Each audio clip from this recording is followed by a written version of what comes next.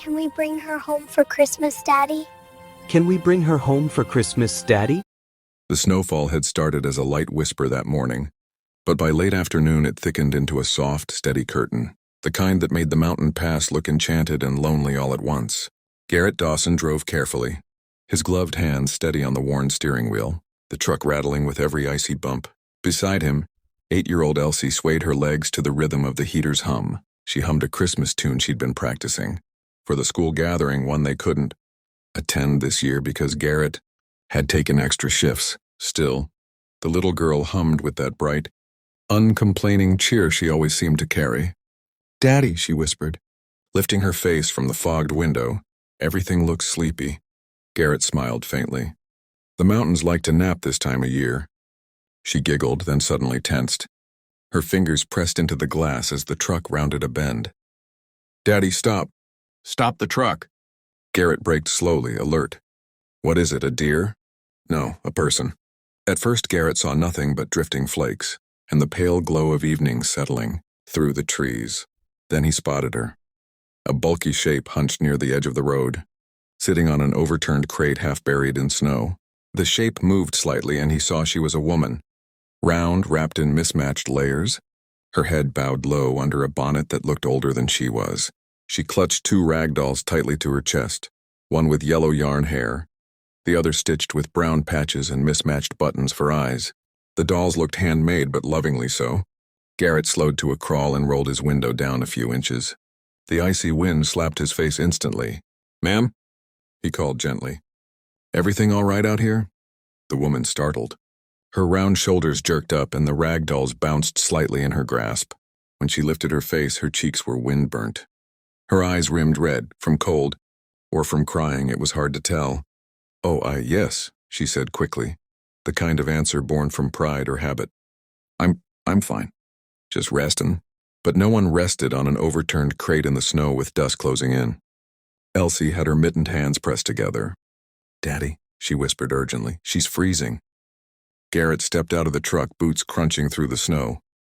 A gust of wind blew the woman's skirt around her ankles, revealing boots with torn leather and straw peeking through the holes. "You headed somewhere?" he asked softly. She tightened her arms around the dolls. "I was." The pause that followed said everything. "Where to?" "Anywhere that'd have me," she murmured. "I had a room in town for a few weeks, but the owner asked me to leave, said I wasn't good for business." Her lips trembled before she steadied them. "Big woman like me taking up space. Customers talking." "I don't want trouble for no one." Elsie unbuckled her seatbelt, ignoring her father's raised hand. She climbed out and walked toward the woman with careful, childlike steps. Snowflakes gathered on her red hat. "Are you hurt?" Elsie asked. The woman blinked, thrown off by the kindness. "No, sweet girl, just between places." Elsie looked at the dolls. "Did you make them?" The woman hesitated, then nodded. This one is Ruth, and this here is Clara." She lifted them slightly, her expression softening. "Been sewing dolls near 20 years. Folks used to buy them at the market." Her voice dimmed. "Not many do anymore." Elsie's eyes widened. "They're beautiful." Something in the woman's face cracked, not in a painful way, but in the way ice cracks when sunlight touches it. She swallowed hard. "Thank you," she whispered.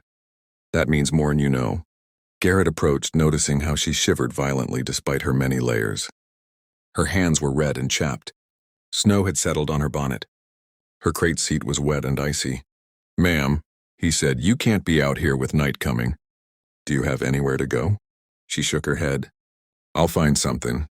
Don't worry about me." But her voice was thin, hollow, like she didn't believe herself. Elsie turned to Garrett, her eyes pleading. "Daddy, can we help her?" Garrett hesitated. He had barely enough money for their own Christmas. Just firewood, simple food, and the small tree Elsie decorated with paper stars. He was exhausted from extra hours at the mill.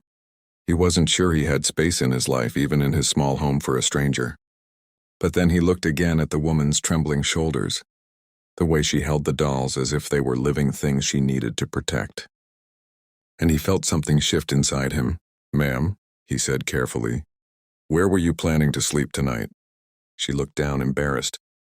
"Thought maybe the church barn might let me stay out of the wind," Elsie gasped. "That's freezing." It wouldn't be my first time, the woman whispered. Garrett exhaled slowly. The snow continued falling, quiet and merciless, settling on her like she was part of the landscape, another forgotten thing.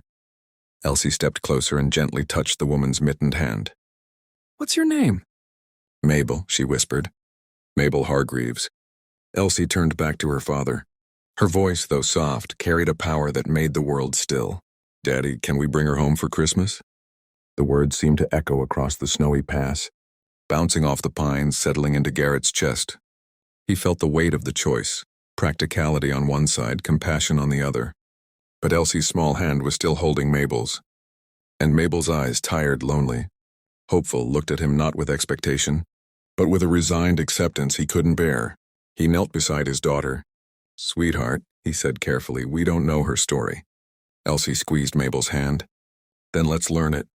The simplicity of the answer pierced him. Sometimes adults made things harder than they needed to be, Mabel whispered, voice breaking. "You don't have to take me anywhere. I'll be all right. I don't want to trouble no one, especially not a good father and his girl." "No trouble," Elsie said. "Just Christmas."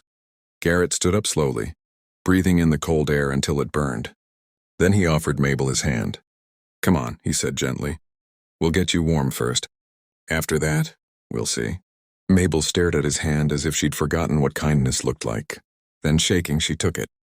And just like that, the three of them walked toward the truck, the little girl, the tired father, and the lonely woman clutching her ragdolls as though they were her last pieces of home. As Garrett helped her inside, he realized something. It wasn't pity. It was the beginning of something human, fragile and hopeful.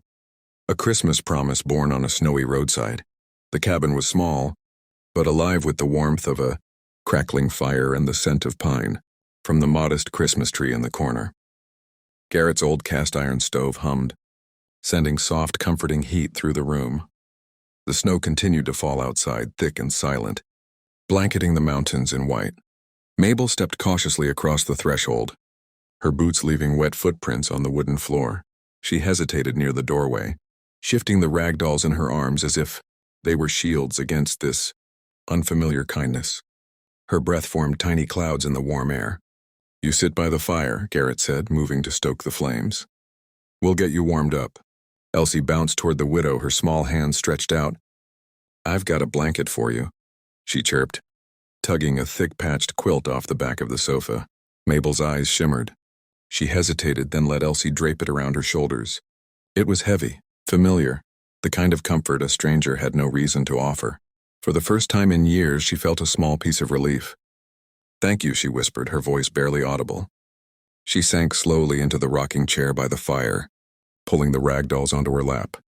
Her fingers trembled as she adjusted them, smoothing the fabric as though they could absorb the warmth and kindness around her.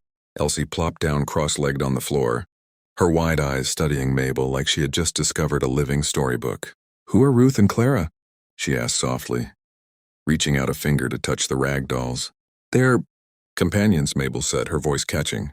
She brushed a stray strand of hair from her forehead and looked at Elsie with something that was almost like wonder. "After my husband died, I didn't have children. These dolls, Ruth and Clara, they've been my family. The only family I could hold when I felt too heavy, too unseen to matter." Elsie's small mouth formed a tiny O of understanding. "So they keep you company?" Mabel nodded. I've spent winters sewing them, carrying them. Sometimes people laughed, sometimes they bought them. But mostly, I was alone, always alone. Even when I tried to find a place to stay, folks looked at me like I didn't belong. Garrett leaned against the doorway, silently observing. He hadn't realized how heavy her story would weigh on him. He had prepared for a quiet evening with Elsie, maybe a small Christmas dinner, and now the room was full of something he hadn't expected. The palpable presence of a life ignored, of a woman who had survived loneliness and cold judgment for far too long. "Why did you walk out in the snow tonight?" Elsie asked, her voice filled with curiosity, but also a childlike logic that made the question seem innocent rather than probing. Mabel took a deep breath and let it out slowly, the tremor in her shoulders easing just slightly. "I had nowhere else to go. I tried renting a room in town, but the owner said a woman like me, big, old, carrying, the burdens wasn't good for business. He said customers would complain. She clenched her jaw, but tears glimmered in her eyes. I wasn't trying to bother anyone. I just needed a roof over my head. That's all. Elsie frowned, leaning closer. That's mean. Really mean. Mabel chuckled softly, a sound like old wind rattling through a loose window. Aye, child. It is. She looked down at Ruth and Clara, brushing their fabric faces as if the action itself could absorb her sorrow. I thought maybe the snow would hide me. I could sit, stay invisible, and no one would notice my failure. Failure? Garrett's voice was gentle but firm. There's nothing failing about you, Mabel. You've made it this far. That's strength. Mabel blinked, her mouth opening slightly, as if she hadn't heard such words in years, if ever. Strength, she murmured. Her gaze flicked to the fire and then back at Elsie, who was sitting expectantly on the floor, eyes wide and serious. Elsie's small voice, filled with certainty, broke the silence. You're not a stranger to us anymore. You're our guest, and in our house that means family. Mabel's hands froze on the dolls. She had never imagined a child, someone so unguarded and pure, could offer such an unwavering, unqualified acceptance. Her lips trembled. She tried to speak, but the words caught in her throat. Garrett moved closer, placing a hand on her shoulder. Stay through Christmas, Mabel. After that, we'll figure something out together. But tonight you'll have warmth, food, and company. Nothing more, nothing less. Mabel's breath hitched. She had spent years walking carefully through life, trying not to take up space, trying not to inconvenience anyone. And yet here was a man and his little girl, opening their home without question, offering her something she thought had been lost forever, a place to belong. She lowered her ragdolls onto her lap and looked into the fire, letting the warmth seep into her bones. For the first time in years, she allowed herself to relax. The tightness in her chest softened. The shivers in her arms faded. Elsie bounced up again, now excited. I made cookies earlier. Want some? She asked, her voice brightening the dim room. Mabel's eyes widened in surprise. I don't want to trouble you, she said almost instinctively. You're not trouble, Elsie insisted. Come on, I'll show you. Mabel let herself be led to the kitchen corner, where a small tray of slightly uneven, homemade cookies sat waiting.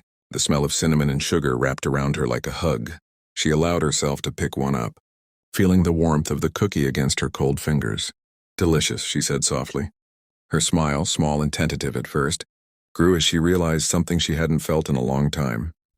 Welcome. She wasn't being judged, measured, or dismissed. She was simply seen. The evening wore on. The three of them huddled around the fire, talking quietly. Garrett and Elsie asked her about her life, about the dolls she made, about the winters she had endured alone. And slowly the story spilled from her, unfiltered and raw, memories of laughter, of grief, of lonely streets and cold nights. For every painful memory there was a little spark of humor, a fleeting moment of pride in her work, a tiny victory that had kept her going. And with every word the room seemed warmer, brighter, more alive, as the snowstorm outside turned the mountains into a silent, glowing wonderland. Mabel realized that the warmth she felt wasn't just from the fire. It was from the people who had chosen her without hesitation, who had opened their home and hearts to a stranger in need. And in that moment, clutching Ruth and Clara to her chest, she understood a truth she hadn't dared to believe in years. Family isn't always born, sometimes it's chosen. Elsie crawled up onto the couch beside her, resting her head on Mabel's arm. See, told you it'd be nice. Mabel's eyes filled with tears again, but this time they were tears of relief, of gratitude and of hope. She held the little girl close, then shifted slightly to include Garrett in the embrace. For the first time in a long time she felt truly home, and as the fire crackled and the snow fell, Mabel understood something simple but profound. It wasn't they who were giving her a home. It was she who was giving their home a heart, filling it with laughter, warmth, and the quiet magic of being seen. That night, for the first time in many long years, she slept without fear, without shame, and without the heavy weight of being invisible. She slept with Ruth and Clara tucked beside her, and the sound of laughter and the warmth of a family around her, whispering the promise of Christmas she had almost forgotten existed.